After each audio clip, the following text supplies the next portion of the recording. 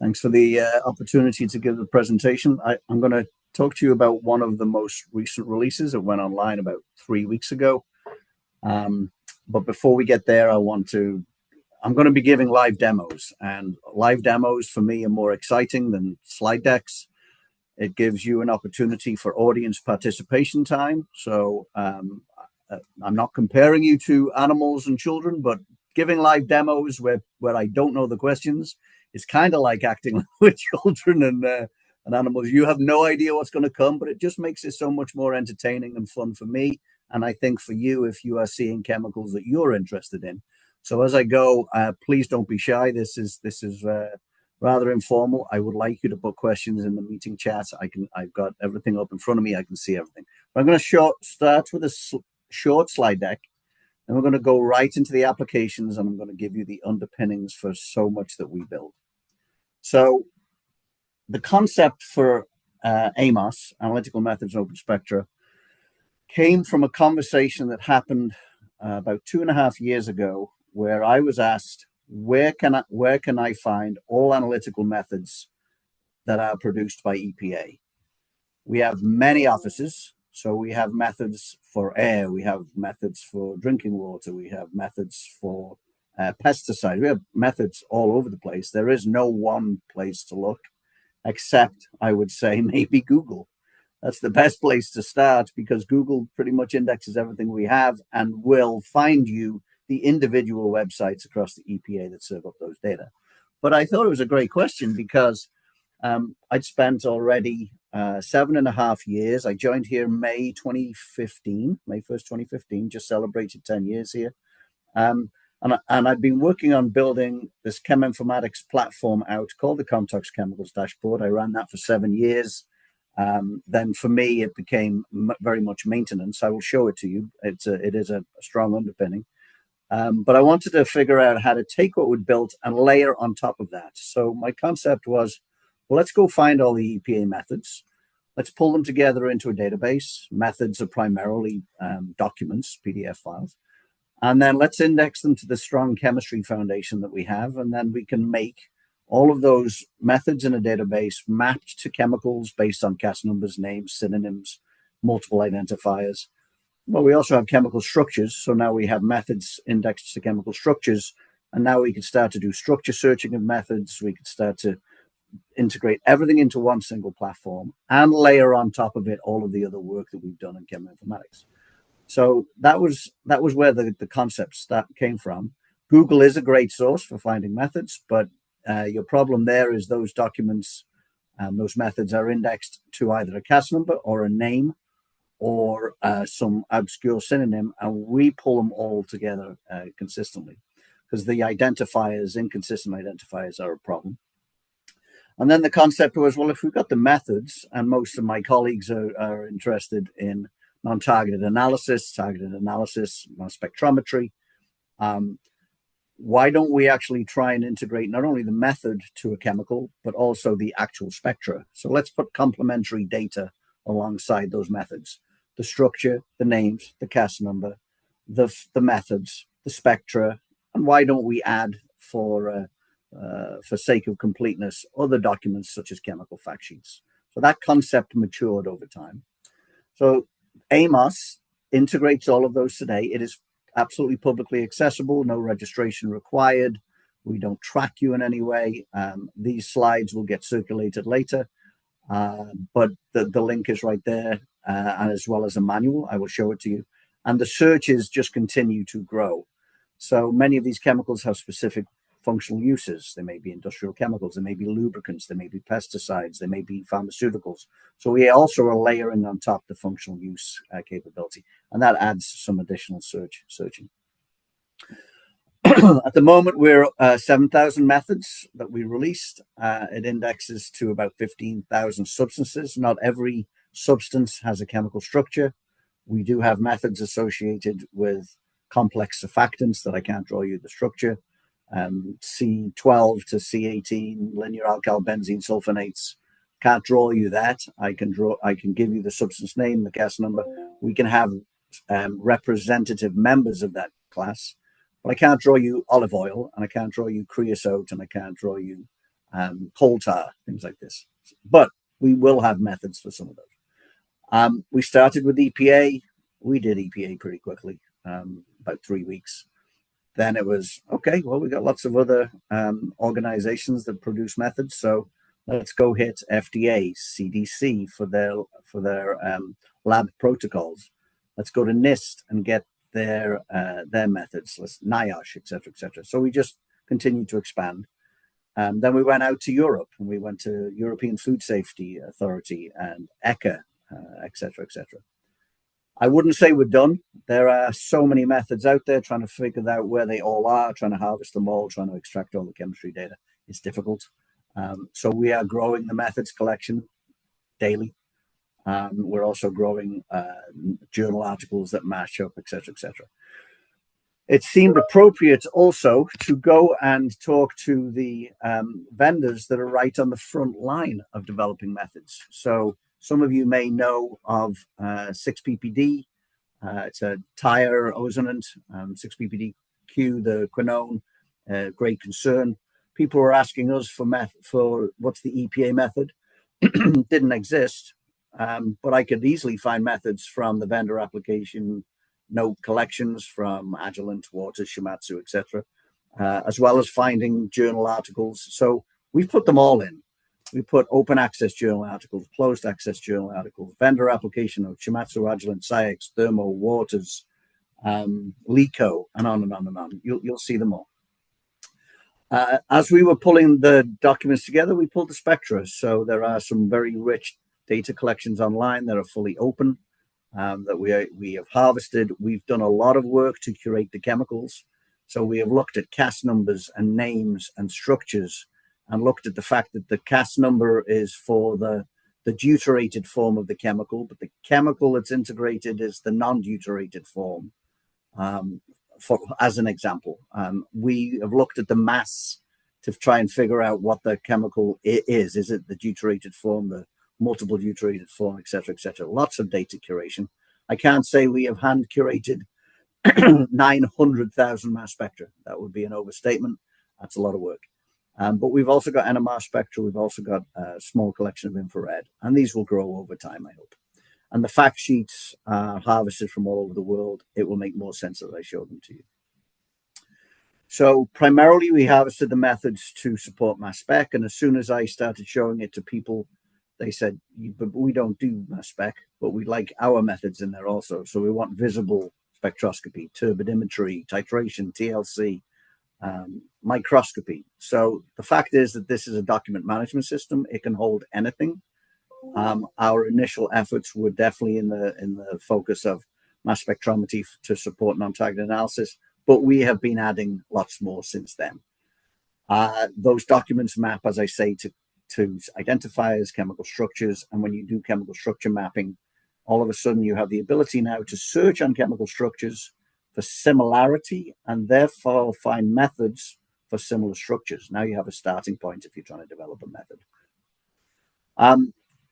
PFAS, I heard somebody comment on the POPs. So PFAS, of course, is persistent organic pollutant.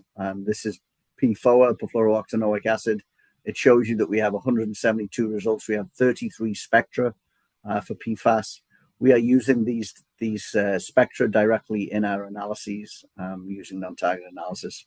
We have lots of PFAS chemicals that we are measuring ourselves, putting into the spectra. The actual title here tells you it's liquid chromatography QTOF MS2 with a collision energy of 20 electron volts, blah, blah, blah, blah. Negative ion, positive ion, it's all described. We actually try and give you as much information as possible about how those spectra are acquired. That comes from the supplier themselves, whether or not it goes into the databases that we harvest, whether it comes from our own colleagues who are supplying us data. I will show you this in real time, but I mentioned the similarity search capability. We developed this because my colleagues were coming to me saying, you don't have methods for this chemical. You don't have methods for this chemical. Commonly, I could actually go out and find them, but that took work on my behalf to go and harvest the methods that they were interested in, add them into the database, deploy another version of the database. Like I've got to stop doing this. This is too much work. But the concept was, if you have a chemical of interest and we don't have a method, maybe you should use the fact that chemical similarity will commonly get you close to the method as a starting point. So we introduced similarity searching, where you can put in your chemical of interest. If it responds with no methods available, you simply switch to a chemical similarity search, and it will pull back all methods.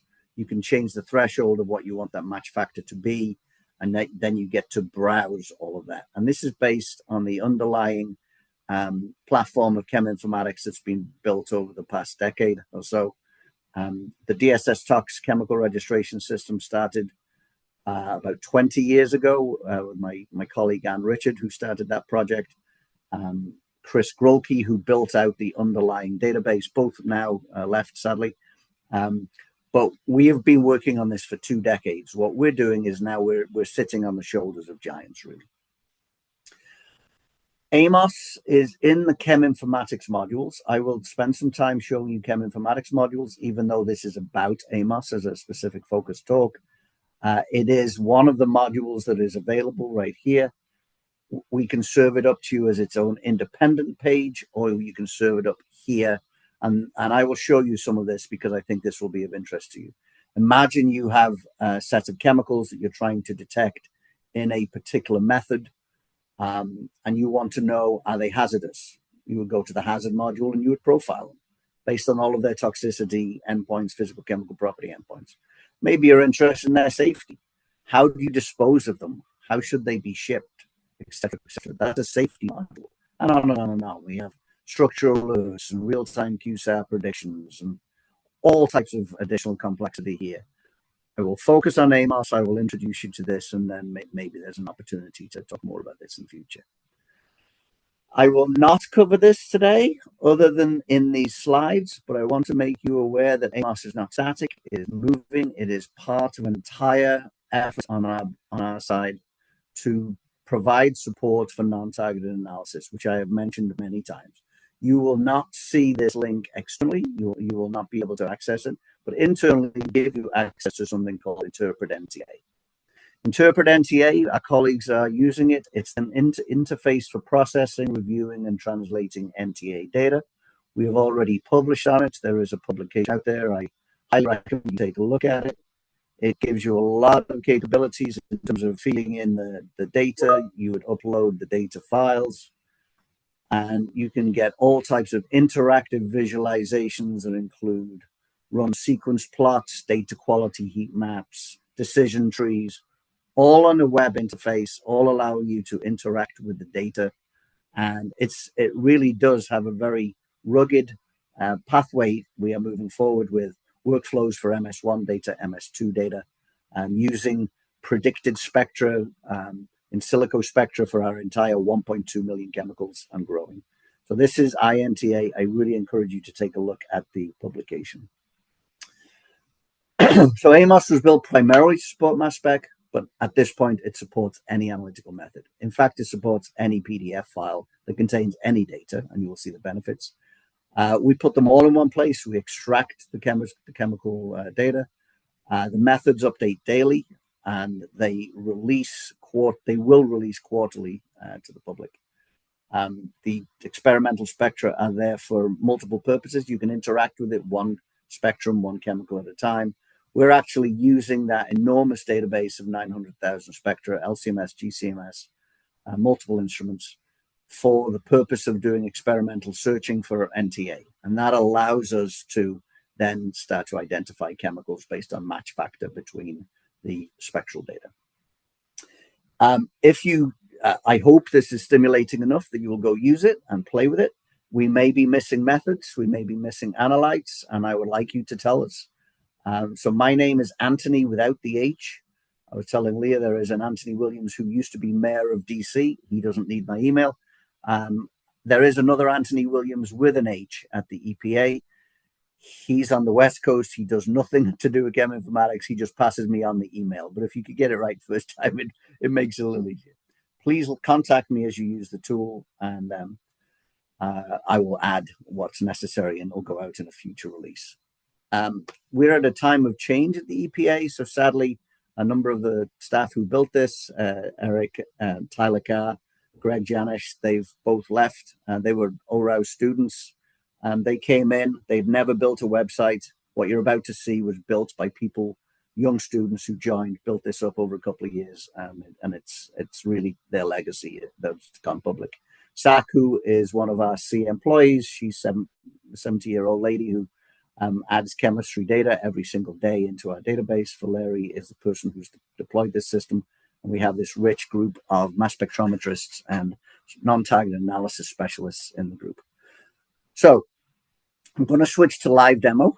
I'm hoping this is the part that you will participate in. I can't answer the question right now where you'll get the recording, but I'm sure Leah will tell you when it's all done. So, all right, so let's start. Yeah, let me start with AMOS. This is not scripted at all. So I'm just going to throw in a chemical structure, a chemical name, atrazine, and we're going to start looking. And then I'm going to explain to you how it was built. So what we've done here is we've searched for the chemical name atrazine, which has an associated Cas number. That's the active Cas number because there are also deleted Cas numbers.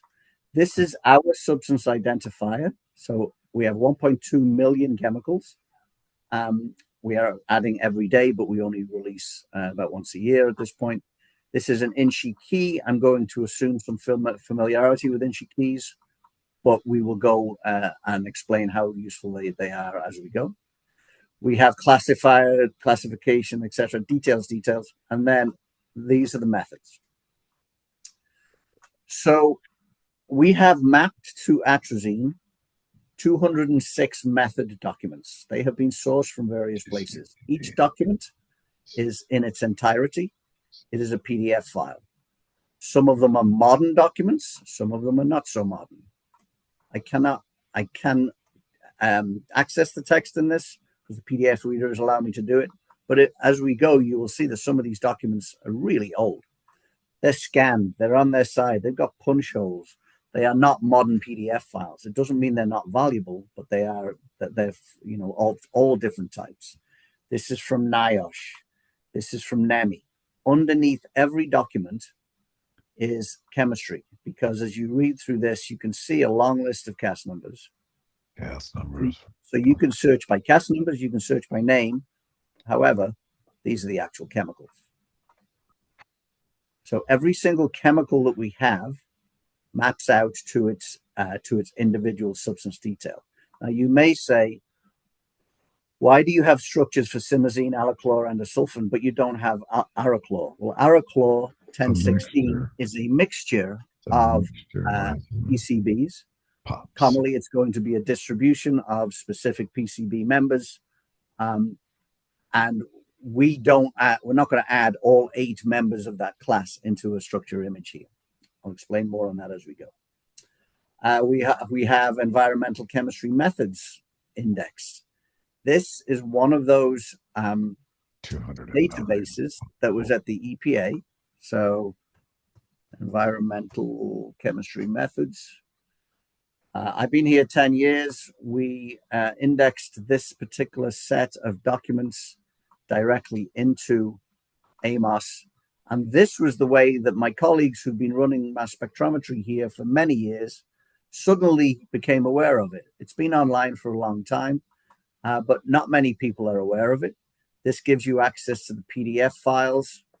You can see right here, PDF files. These are mostly being submitted by the actual producer of the chemical. You can see the matrix. You can see the date of submission. When you go to a particular record, you will see that you've got the method itself, interlaboratory validation, the DER record, all that. What we've done is we've taken them all, we've mapped them over into the analytical methods index, and we have them right here.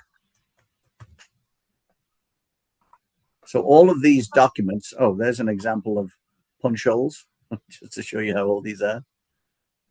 They are very detailed, very useful, and related to specific chemicals. Right? So let's stop there for a moment on AMOS, because what I'm showing you is structures, identifiers, names, CAS numbers, structure representations, etc., etc. So if I want to search on 80-05-7, I don't know how many of you will know that off the top of your head. I know it. BPA. EPA has been working on BPA for a long time. So we can search CAS numbers, names, all of the synonyms. How is that happening? So if I go over to our underlying database, this is our chemical registration system. This is not accessible to you as a database like this. This is accessed only as our curators add data. So just today, 12th of June, Caesar is adding chemicals. Now, he may be adding chemicals, he may be curating chemicals. What's the difference between curation and adding? In this case, we are working specifically on keto-enol representation tautomers inside the database that have come from other databases. So we are making them the keto form, not the enol form, so we have those representations. But new chemicals are getting registered also. This is Saku's work. This is a new chemical, organometallics, all types of chemistry goes here. Every single chemical has a DTXS ID. That is our unique identifier. When we put a new chemical into our database, we mint a new DTXS ID. That becomes very useful because it is how everything inside the EPA links together. I'm going to pull up a chemical that we started with, atrazine. So there's a lot of data on atrazine. It is associated with many lists. It's pulling all of that information in. Background noise, I'm not sure where it's coming from. So atrazine has got 6 deleted CAS numbers, 1 active CAS number. That's the chemical structure of atrazine. It is a chemical structure. I can edit it. I can change the depiction of it, etc., etc. We also have all of the underlying synonyms. Somebody probably needs to mute. Here are all of the synonyms associated with atrazine. How does this show up in your world? So this is the dashboard, which is the project I started when I first arrived. Arrived in May 2015. We went live with this in March 2016. You can see here this chemical structure representation is the same as this. The orientation may be slightly different, but it's the same chemical. This is the CAS number. This is the DTXS ID, and underneath here we have all of the synonyms. There are all the synonyms that I was showing you over here in this synonyms list. And we have at the bottom here all of the deleted CAS numbers. Why is this important? This DTXS ID is the way that everything in our world of tools maps together. So if I come over here and click that link, because what we are not doing is we are not putting all of the hazard data in here. This is all hazard data harvested from 40 different databases. We are not putting all of the physical chemical property data. We don't want to rebuild all of this into AMOS. So if you're interested in atrazine, one click, and you navigate out of AMOS, our next. So you are into now the dashboard. One click, everything links together. There's a question in the chat about if NIST spectra are added to the database. The NIST collection is copyrighted. We are not allowed to add that. Yeah, we're not. But I will get to the spectral part shortly. We also have the mass, the formula. All of this information is coming directly from our chemical registration system. So all of the chemistry detail is coming from underneath, from the underpinnings. All of the details about CAS numbers, names is what ultimately gets used here. All right, so atrazine. We have lots of methods for atrazine. This is a vendor application note. This is bisphenol A. So this is bisphenol A. There's actually two chemicals that are covered in here. One is the deuterated form. The fact that everything has a DTXS ID, everything has to be registered in our underlying database for it to show up here. So what we are doing every day is expanding our underlying chemistry, making it all integrated. This is how to find bisphenol A in canned food products. This is an open access article of how to find bisphenol analogs in water and wastewater. There are 9 analogs in there. This is a USGS report, and on and on and on. And you can see we have Agilent. We do have NIST, certificate of analysis. This is not the spectra, but it's a certificate of analysis saying what they would find in organic contaminants in smokers' urine. And this is that list of chemicals. This is Shimatsu. This is a data in brief, Journal of Chromatography, etc., etc. Not every article is open access. So, for example, this is not open access. However, it has a PubMed ID. So we know we can go directly into PubMed and find it. That is the PubMed ID. We also can find the link directly to the article itself via DOI. So I right click, open a new tab.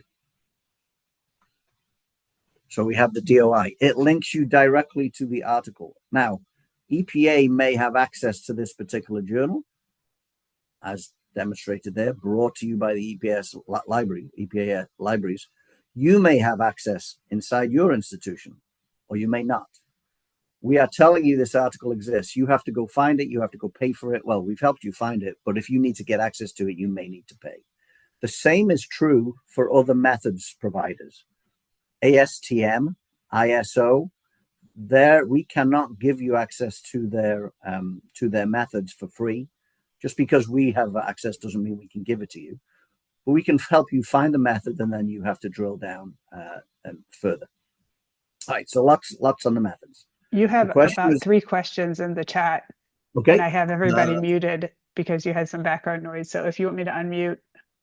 So no, I can read them. So one of the columns of the method table refers to the number of analytes. In some cases, the number listed in the table does not match the number of analytes mentioned in the corresponding article. So we can take a look directly at this method. Okay, I believe I can answer this question pretty easily. So there are 205 that you can access. There are 220 different compounds. The reason for that would be, at present, we are using an API that hosts our public data. So there is an API called CTX API, Comtox API. That will have the chemical substances that were last released 2 years ago. What it means is that 205 of the chemicals in that particular method are on that API because they were in the database 2 years ago. We have 15 new compounds that we have registered in order to make the method public. We have not done a new release of the chemistry data yet, so it's missing 15 of those chemicals. That's what is almost certainly what it is. We are adding chemicals every single day. They do not go public every single day. They only go public with a release of the API. My intention is to change that, and we will be releasing data on our Cheminformatics modules every 90 days to speed up that process. I want to get the data out more frequently than once a year. Does AMOS have associated chiral analytical methods in which the compound has chiral centers? Yes, absolutely. We can go and take a look for them. The PAM methods from FDA. I am not sure I know what the PAM methods are, so we will go looking. I'm going to let these questions. PAM is an acronym for pesticide analytical method. It's what preceded catchers. Okay, so let's go. These questions are now going to drive some of these questions. So I'm now navigating away from a chemical centric page to methods. So this is the 7,400 methods. covering 15,000 substances. I'm simply going to type in chiral and see what we get. Chiral separation of DL amphetamine from this row. I double click. Those are the chemicals, and this is the chiral separation. This is an adjuvant method. I'm going to remove that term, chiral. I'm going to go to the source, FDA. Now I have all FDA methods. The reason that not everything has got functional classes and matrices annotated at this point, many do, not all do, is because we lost our 2 students. We had a few days notice that they were going, and I was more focused on making sure this was public before they left than making sure all analytes are annotated. But these tables, by the way, you can filter through them like this. We can look at any or all of these methods, double click, laboratory information bulletin, commodities, US FDA. Everything here is filtered by the FDA at this point. Okay. For register and submitted data, are the available methods typically associated with data generation studies or limited to enforcement methods? Data generation studies.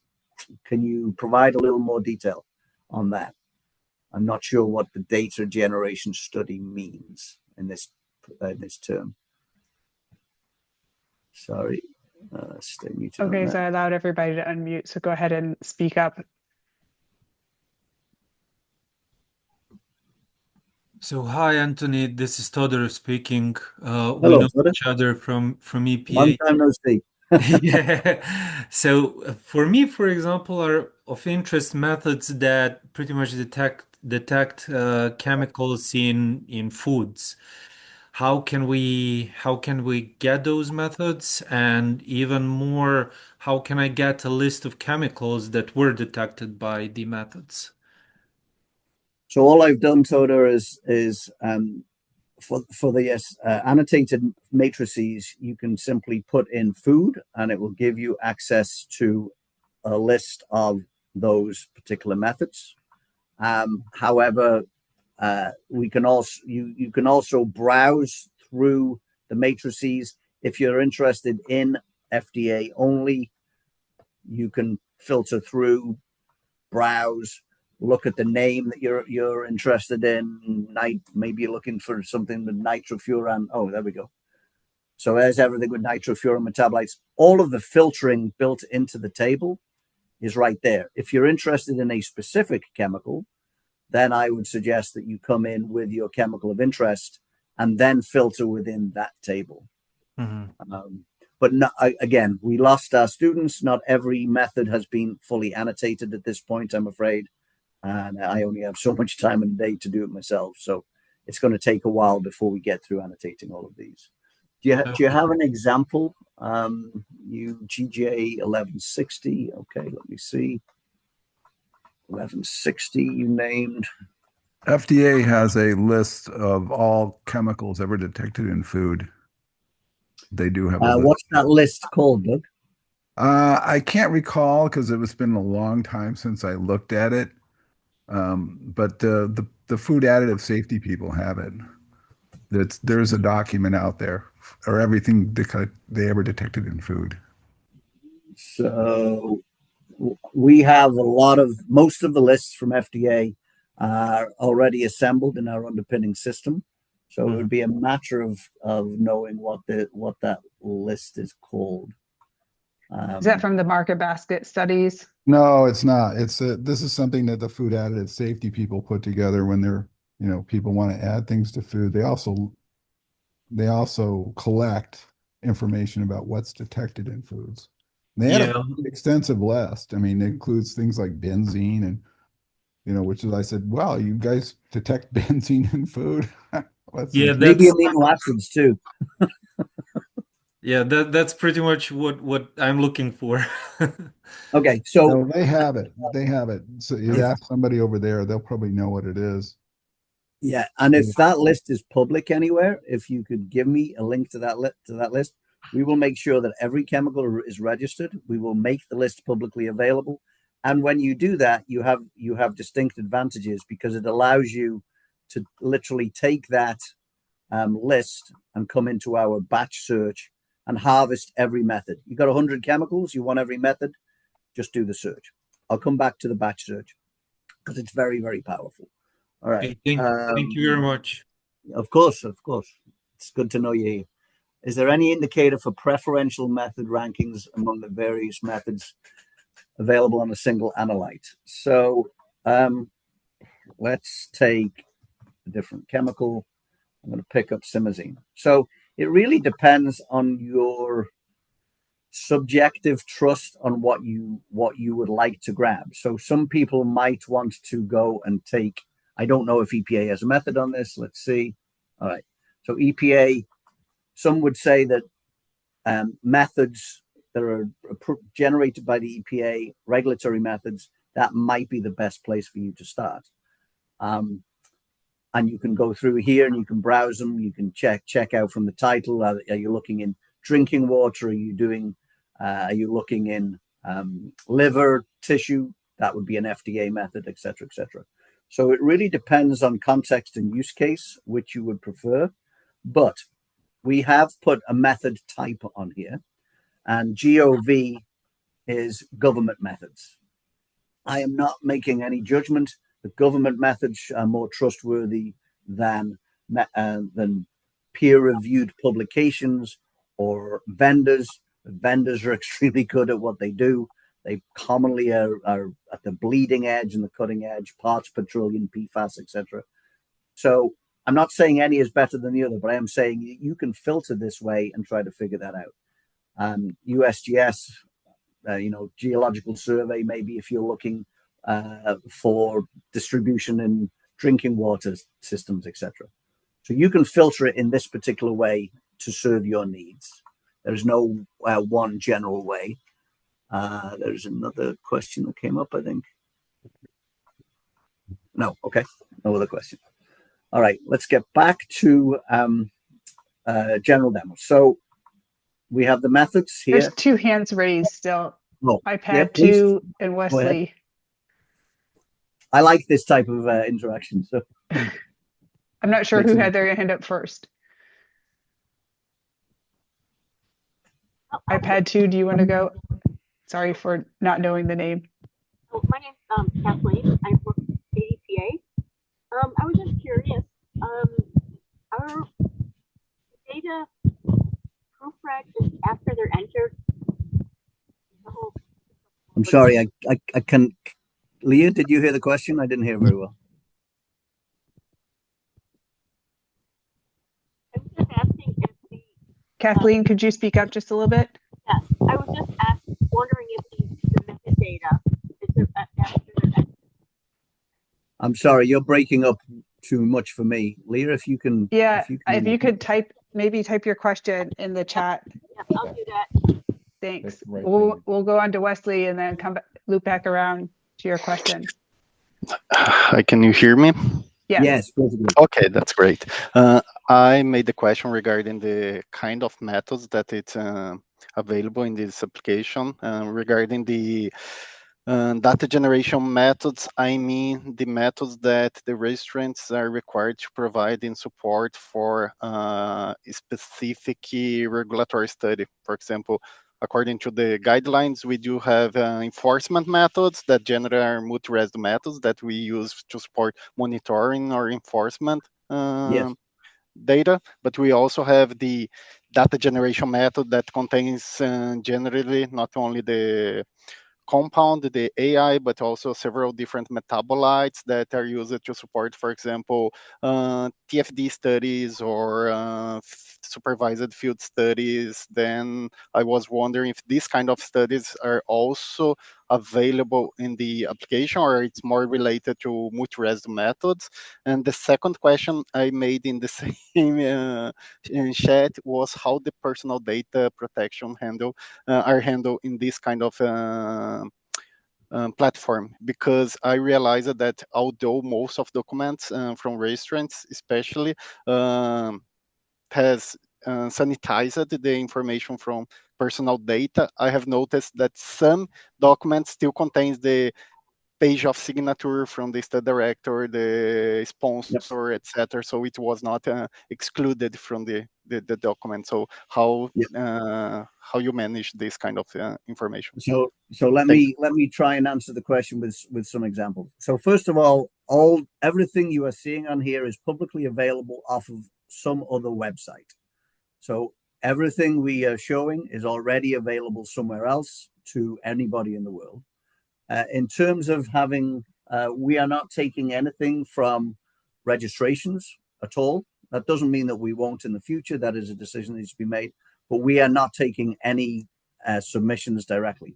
However, the ECM is an interesting example of what is feasible, because here you are seeing a document that's submitted by Dow Alanco in 1995. It includes identified transformation products, how to quantitate, etc. They are all represented in here with their names. We have all the registrations to them. We can submit that, but we do not take anything that is not already public. So if I take this click this link right here, that is coming off of the Environmental Chemistry Method Index hosted by EPA, public to everybody. We're not taking anything that comes in from any submissions, etc. I'm going to switch for a moment to the fact that you said you see signatures, you see retracted detail. I think you are probably seeing the majority of that in something that I have not yet introduced, and that is called the fact sheets. I said we have spectra, we have methods, and we have fact sheets. So under fact sheets, we have things like this. This is the list of details from the April database. So you're seeing this type of information. Yeah, and actually also for the methods, there are some pages with the study director signature. Just pasted one example in the chat. Okay. It's not coming through for me.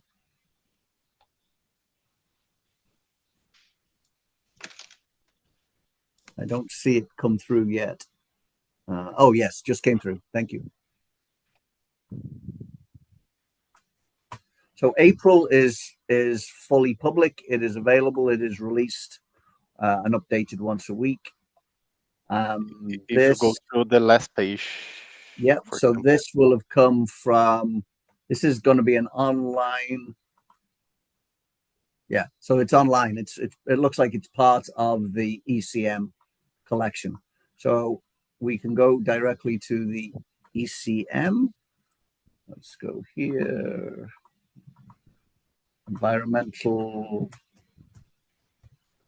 chemistry methods. So this is where this is a public website. You should all be able to access this. It is Metro FM. Hold on. Yeah. So these are the 4 methods that are already public, and all we're doing really is loading those methods. I don't know which one it is. Oh, maybe that's it. So it's from a public database. Mm-hmm. Yeah, it's just because I mentioned that all the document, it was removed at the signature page, but I think for some documents like this one, there are still some pages of signatures with the director name, etc. I'm not sure if it's a mistake or it's common. So I'm not involved with building the environmental chemistry methods database. Okay. That has existed long before me. Okay. It is a database that's online. And what we've done is we've said the data are online, we harvest, we load. That's it. So yes, whether or not there should be signatures, etc. It's a good question. I don't even know who to take it up with, to be honest, but I can probably find out.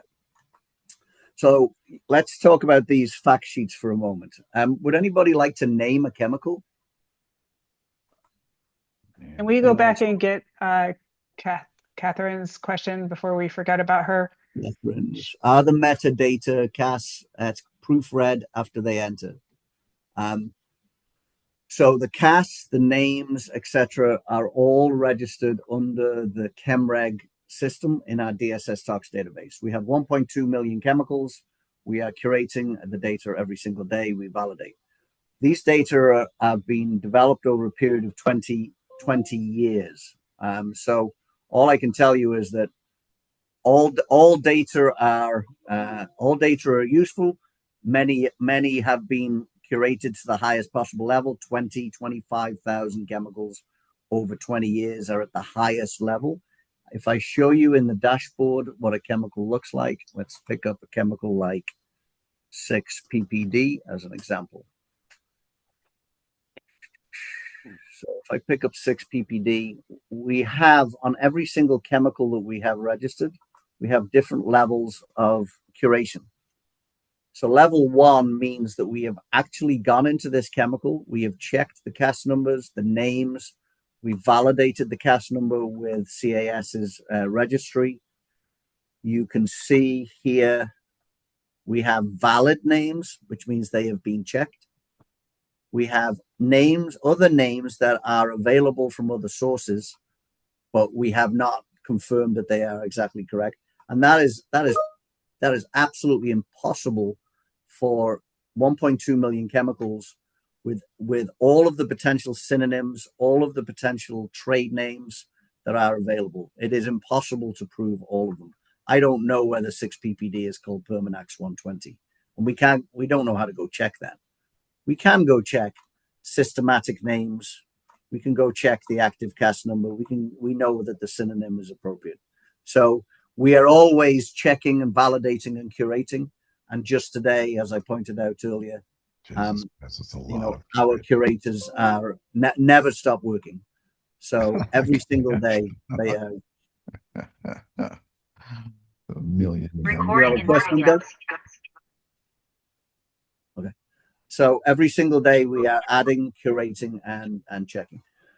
One of the problems we run into is that if I go back to the methods for a moment, let's take atrazine as an example. I go back to the methods, and if I pull a particular method, let's find EPA as a source. So one of the challenges that we run into is, let's find, okay. So if we look in the documents, it is quite common that we see in the list of CAS numbers here and the names that the CAS numbers may be mapped to the incorrect name, that the CAS numbers do not pass checksum. I don't know if everybody knows that that a CAS number has a checksum. So this is a valid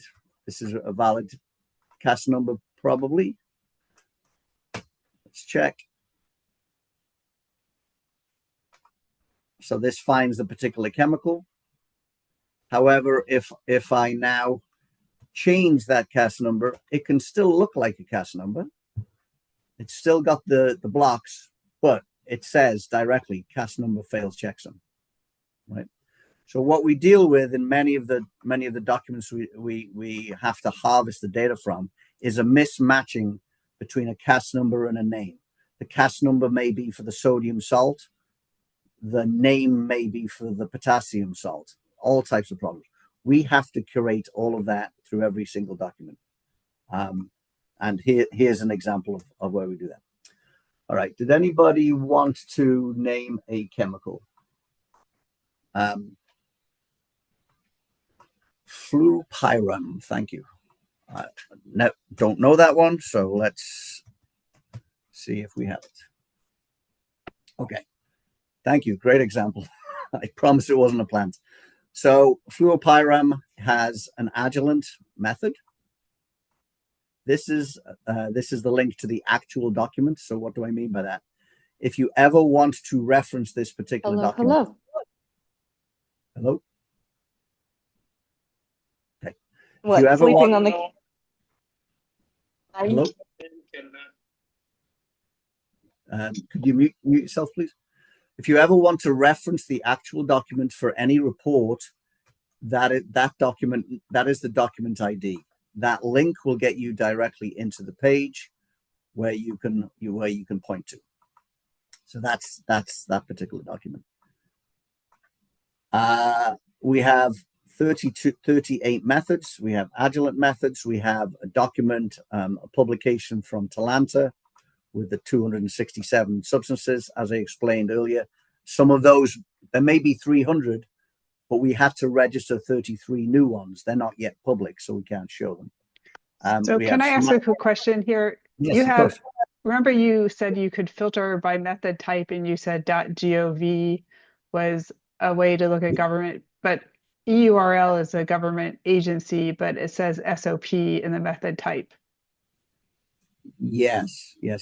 So GOV for us at present has been restricted, as I recall, restricted to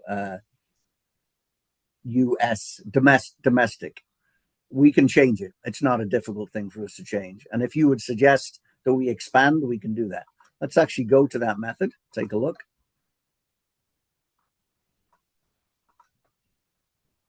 There's a set of documents set of structures represented in that particular document. And we can filter based on EURL, see how many we've got. We've got 4 in total. And this link takes you out to the originating source. So that's the original document. And this is telling you what the methodology is. If you want to see all EURL documents, what you would do is switch over. Well, let me go to this page. Switch over to methods. Go into source EURL. And we have, out of the 7,400 methods, we have 56 methods covering 749 substances. If we're looking for something in soil, that turns out there's only one. We're looking for oil, olive oil and soil. So all of these are filterable. Right. Now, one of the things I did not show is that you can pivot. So we came in at fluopyram, Sama, I think. I don't know if it's Sama Sarav or Sarav Sama, sorry. But the question was that now I switch to the chemicals, and it turns out that what I'm actually interested in is maybe I want to switch to one of these other chemicals that's similar. Let's pick here.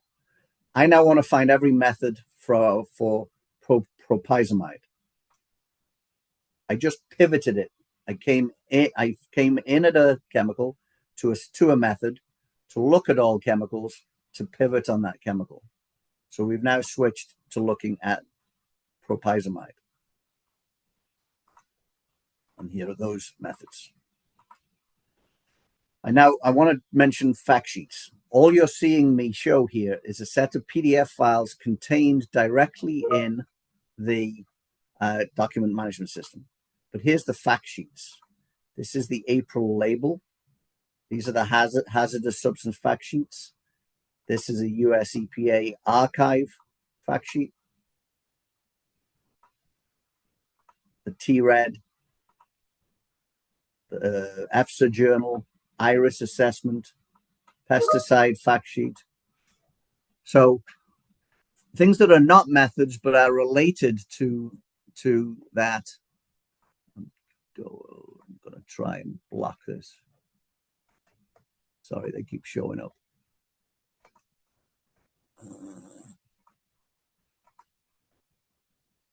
Mute. Done. Mute. All right. Hopefully, I've muted everyone. So these are the pesticide fact sheets, peer review sheets, etc. from EFSA. We've done this for over 36,000 documents. We have about another 7,000 or 8,000 documents to curate and extract all the chemistry for. So the fact sheets are also searchable. So if I go back to the lists here, and I go back to the fact sheets, I can now pull up, I don't know, let's see, sarin. So these are simply substring filters of the entire set of documents. Atrazine, World Health Organization, April labels, etc., etc., etc. Right. The first example of the Agilent method does not include the term fluopyram. Looks like a general method for pesticides. Okay, let's go and find out why. So let's lift the filters.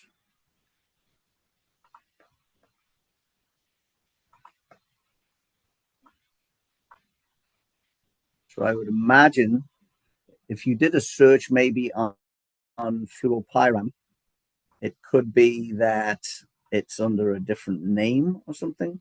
Our curators, I'm not saying it's going to be perfect, but our curators are generally very good at mapping those names to structures. So it could be that it's simply there under a different name, because fluopyram probably has a list of names that are associated.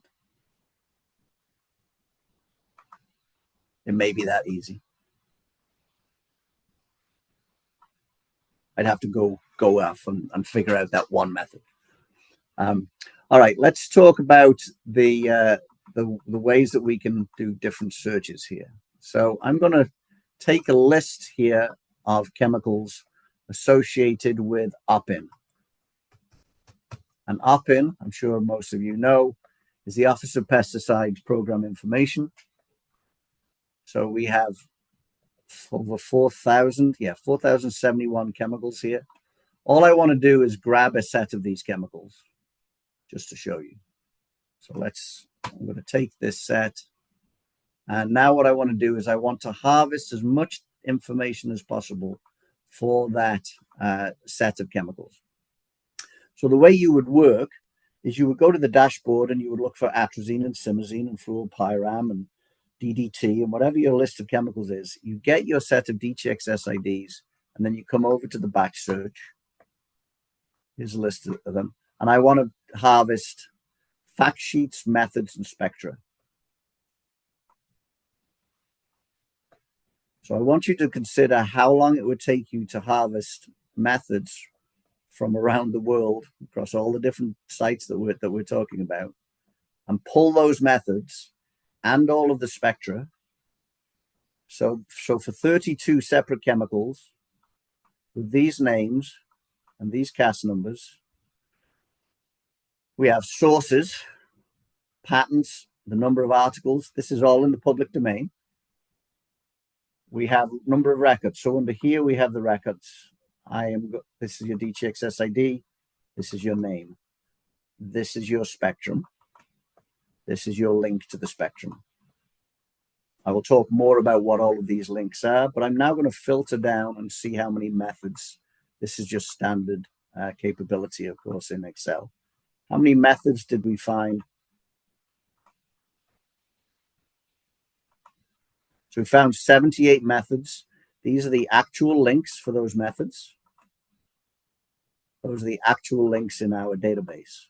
So one of the things we have to deal with, and we just have to acknowledge and accept it, is link decay is an issue.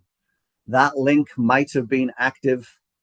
Well, DOIs are going to remain active.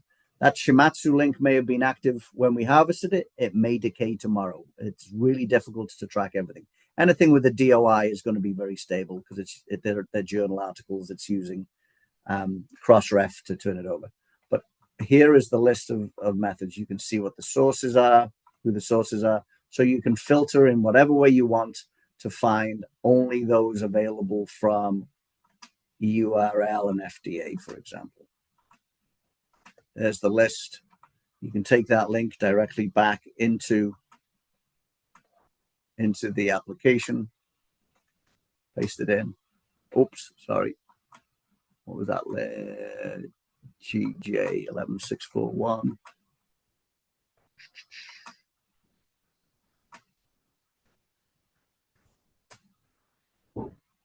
TJ11601 record ID. Ah, why did I choose a method that didn't work? That's one of the challenges of live demos. Atrazine. Let me see here. Method.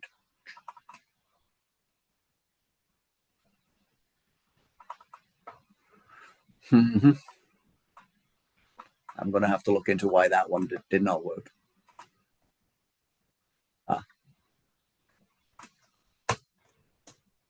It did work, sorry. So all you do is you take that particular method ID and it will load that for you directly. From any of these documents, you have an associated set of chemicals. And if you now want to look for every method for a set of chemicals, copy that DTXS ID list, take it to the batch search. If you want to download everything about that set of chemicals for those, whatever it is, 57 chemicals, download it and we will give you everything that we have about that set of 57 chemicals. There's your CAS number, your name, right there. If you now want to harvest more information, and this is where we have half an hour left. Is that right, Leah? Yeah. So now I think you've seen enough of AMOS to understand what it's about. Now I want to start talking about layering more information onto the documents and the chemicals. So what I'm going to do now is I'm going to move into a different tool. Let me close down some of these because I'm running out of space. All right, so I want to show you that AMOS is standalone. That is standalone. It is outside of the Cheminformatics modules. It is in its own container.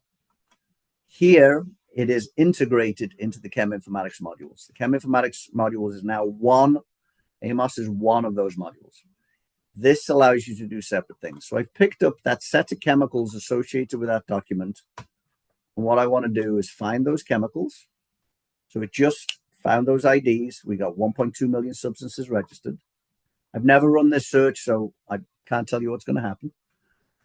We're going to now find the hazard details associated with those chemicals. So it just built a hazard profile on that set of chemicals. Under each one of these cells is information about the chemical. So it appears trifluorolin has information regarding carcinogenicity. These are the sources that tell you that.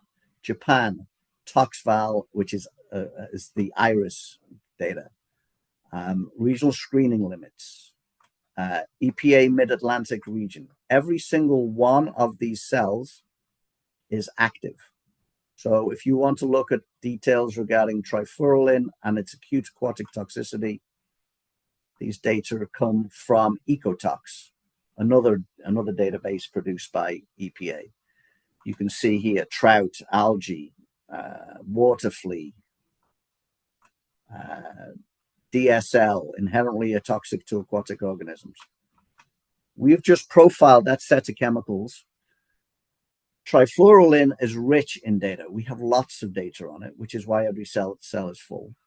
Some cases, we have a very sparse matrix for a particular chemical.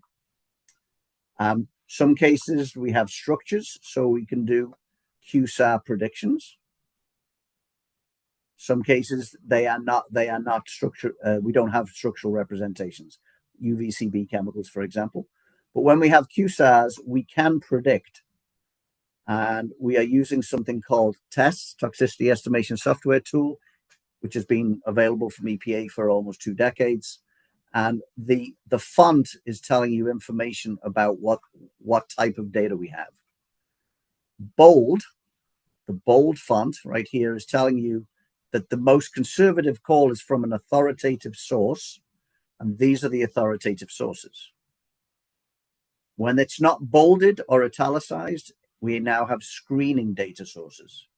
When it's italicized, it means we don't have any real data, but we are using a QSAR model to predict.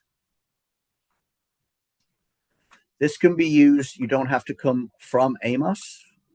You can simply use the system directly. by inputting your chemicals of interest. So I'll put in 80.05-7, that's bisphenol A. 50-00-0, that's formaldehyde. Fluopyram, if I'm remembering the spelling correctly. Simazine, PFOS, etc., etc.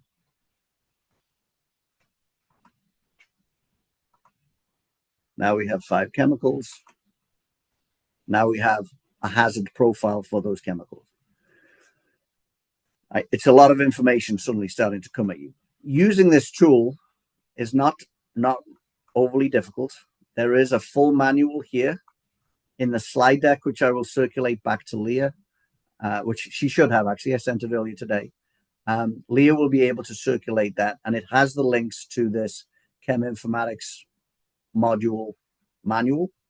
We're not going to be able to dive as detailed into this, but this is the way that you would pull data.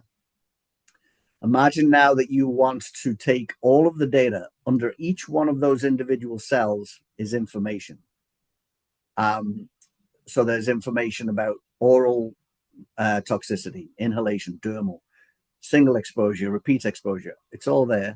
The way you would harvest that data out of the system, in this case, I'm pulling it down as an Excel spreadsheet. Fluopyram has some data, but you can see the italic font showing up here. That means these are predictions. There is some chronic aquatic toxicity data, which is bolded, and this is screening data. So I've downloaded that. It's going to open that Excel spreadsheet. It retains the column mapping, the visualization that you would require to understand what you were looking at on the website, but underneath is all of the underlying data. So there we are looking at 5 chemicals. There are 633 rows of data here with the actual scoring based on the rubric that was published in a publication I will give you access to shortly. You can have access to experimental data when we have it available, with the source, with the journal article, DOIs where possible. So you just harvested hazard data for that set of chemicals. If you wanted to do it for a larger set of chemicals, put in the list of names, put in the list of CAS numbers, and mix and match. Because it doesn't matter to us whether you're putting in CASs or names or DTXS IDs or smiles. We resolve it all. So if all you have is a list of smiles and you don't know the CAS, you don't know the name, you can go in here and use that. And would that work with a biological or a protein, or is this for small molecule type products? We can't do QSAR predictions on anything without a chemical structure. We definitely have chemicals that go up to over mass 2000. We can have DTXS IDs for anything, literally anything. So bacteria, individual strains. We can have DTXS IDs. The question as to whether we have any data on those specific substances all depends on the databases that we've harvested from. But we definitely have the ability to register all of those. But yeah, no QSAR predictions. There are other utilities built into here that people find useful. It's the ability to search for chemicals. This, I have a feeling that the internet just dropped. Hold on. I'll go to another site. Wait a minute. Okay.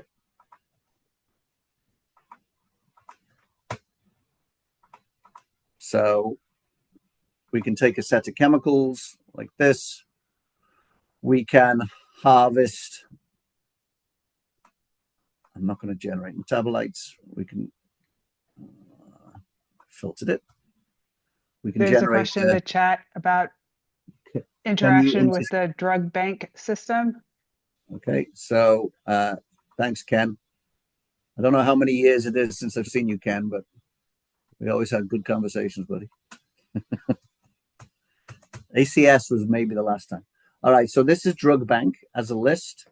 This is Drug Bank V2, last loaded in November 2023. So we have 7,000 chemicals. I'm not going to try and pull hazard data for 7,000 chemicals, but we have loaded this. We can send that 7,000 to batch search. I'm going to take a list of those chemicals. I'm going to go to modules. I'm going to search that set of chemicals.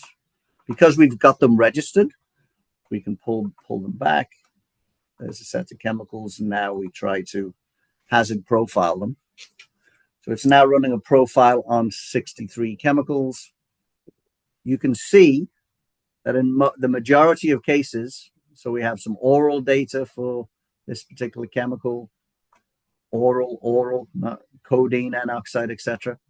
But for things like skin sensitization, the EPA properties of interest, right? So the environmental toxicity, etc., fate, all of these were predicted using test. The answer to your question is, Drug Bank is, to us, it's a set of substance identifiers, cast numbers, names, smiles.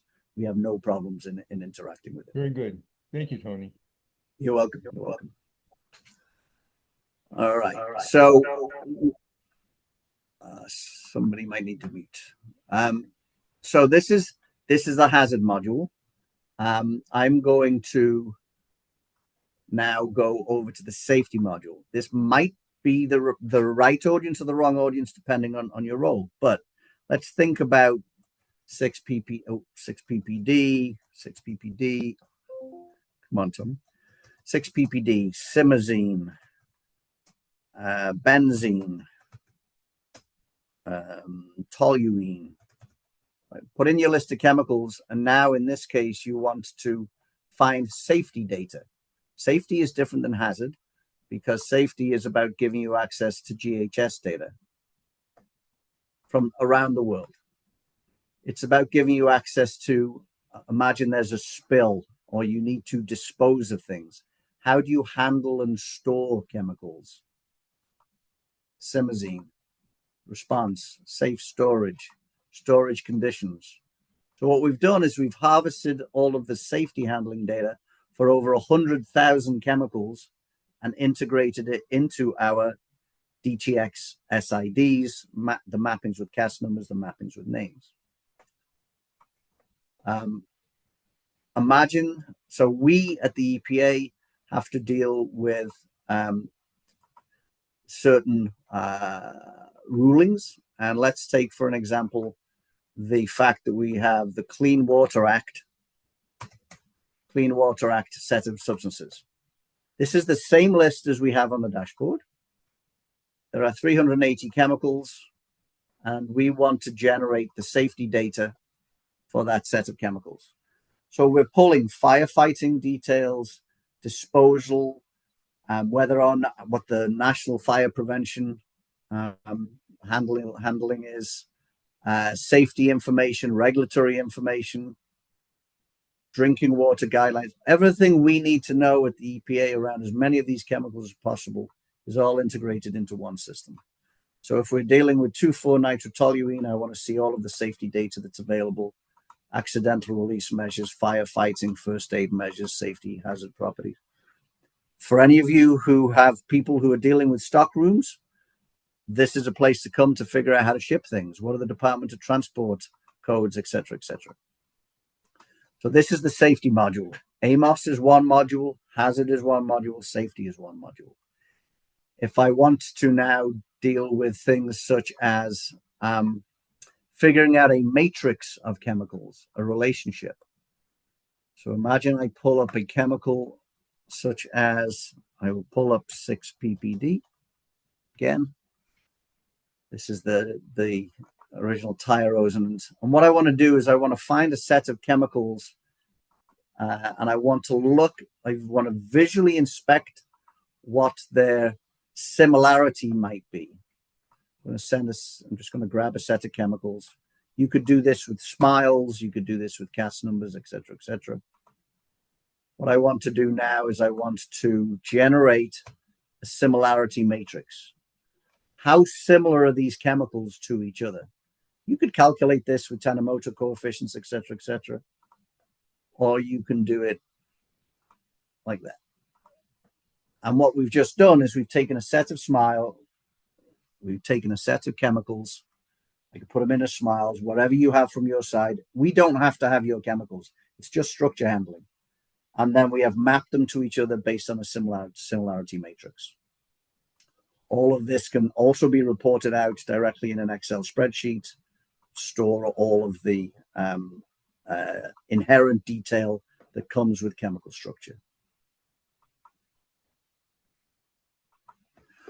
What we're building here is a set of utilities that put everything together for our scientists to work with. Imagine that people are working with trying to find a group of analogs. They can use these tools to do that. And that takes me directly into the search right here. And I'm going to do a real-time search of the dashboard. We have 1.2 million chemicals and we want to find that chemical. As I search, notice here we have the link.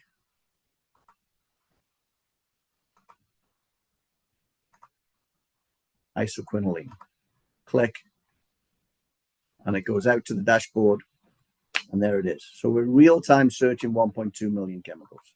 If I go another way and I want to do a similarity search of those same set of chemicals, and I want to find anything that contains this particular substructure, I'm now going to do a similarity search.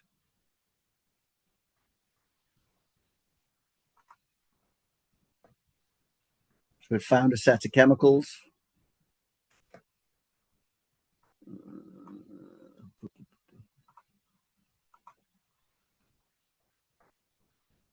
I'm going to do a substructure search. So it just searched 1.2 million chemicals. It found 714 records. I'm going to remove isotopically labeled forms, charged forms, multi-component forms.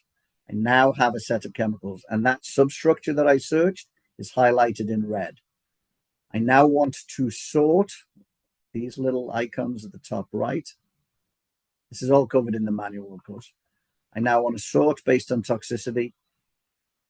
Here's my set of chemicals that are similar to that contain the substructure that I searched on.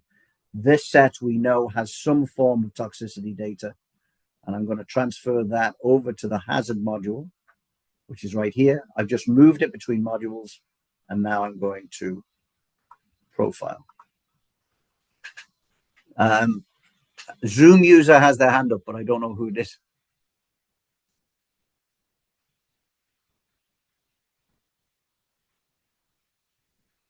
Somebody has their hand up. Do you want to ask a question? Hi, it's Kathleen. Hey. Hey. I'm the person who asked about the quality or the proofreading. And yes. And I've been thinking about this as you're talking, and I'm infinitely impressed with this database, and I can't wait to get in there and start playing. I've cruised past it before, but never realized what it could do. Anyway, I guess I'm thinking old school. When I first started working with databases, it was a big thing, to proofread everything. Is the nature of informatics changing such that proofreading every entry, every number you stick in a database is not necessary or as necessary?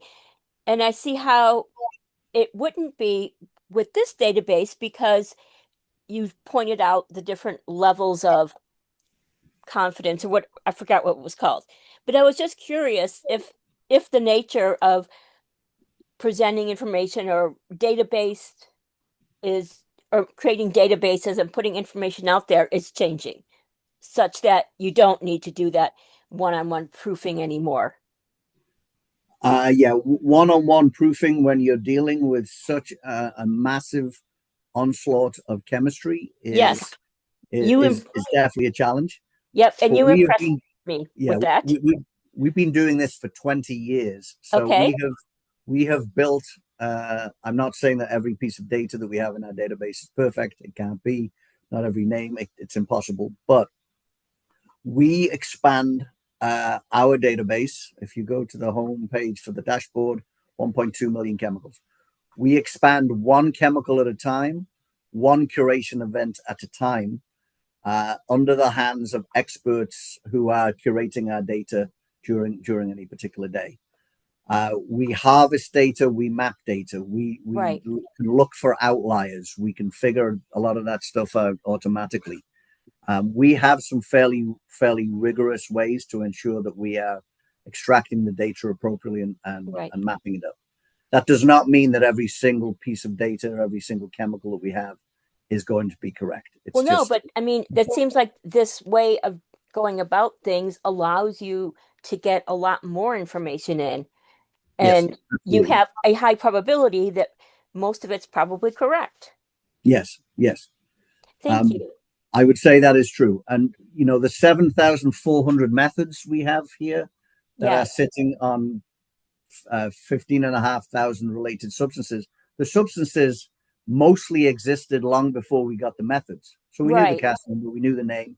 But what we now take is we take a document and we map the CAS numbers and the names in the document to the already highly curated data. All we've got is a link between them then. Okay. So, yeah. No, this is really fun. Thank you. Thank you.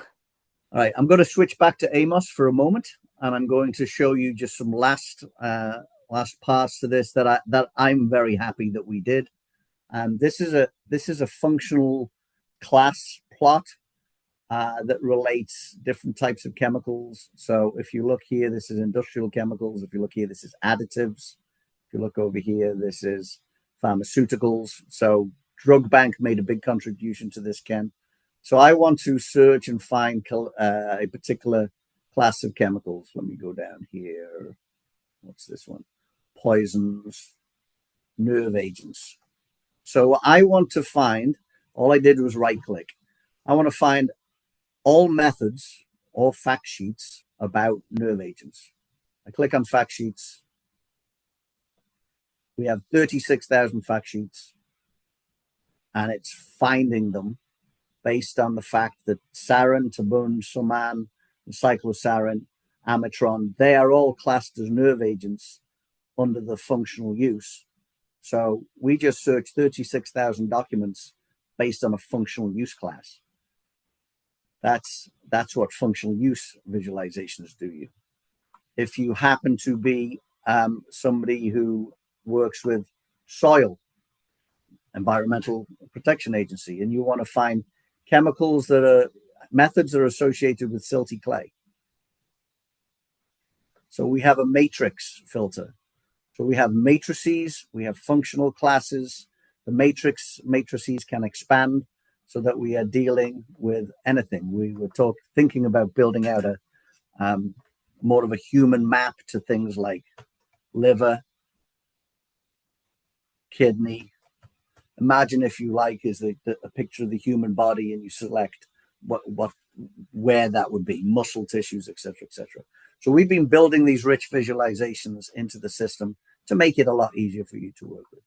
There are also way more searches that you can do. So we've used Classifier that comes from David Wishart's group, and we can filter based on come on up. Yes, superclasses. I want to find all lignans, neolignans. There are 10 classes of those. Coumaryl lignans. And do we have any substances?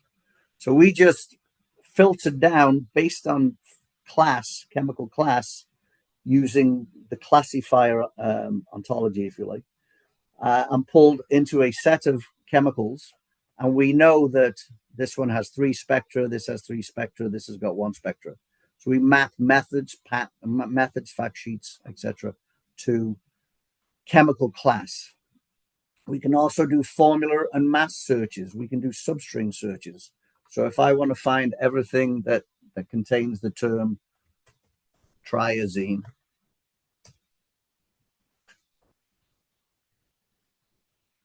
It has found, so there's 5,209 substances found, 4,901 are displayed. You can see the term triazine shows up a lot here. So let me go atrazine, because that will probably be a shorter substring. All right. So so this is actual atrazine, desethyl atrazine, deisopropyl atrazine.